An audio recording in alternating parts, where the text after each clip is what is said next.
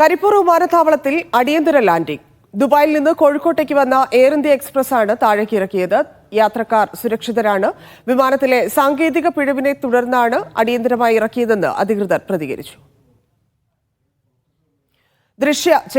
ദൃശ്യ, എന്താണ് അടിയന്തര ലാൻഡിംഗിന് കാരണം?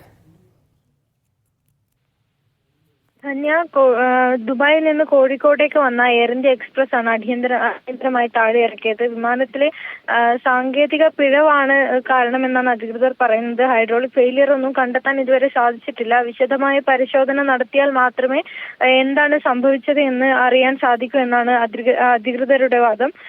വിമാനത്തിലുള്ള ആളുകളെ സുരക്ഷിതമായി തന്നെ താഴെ ഇറക്കാൻ സാധിച്ചു എന്നുള്ളതാണ് ഏറ്റവും ആശ്വാസകരമായ കാര്യം.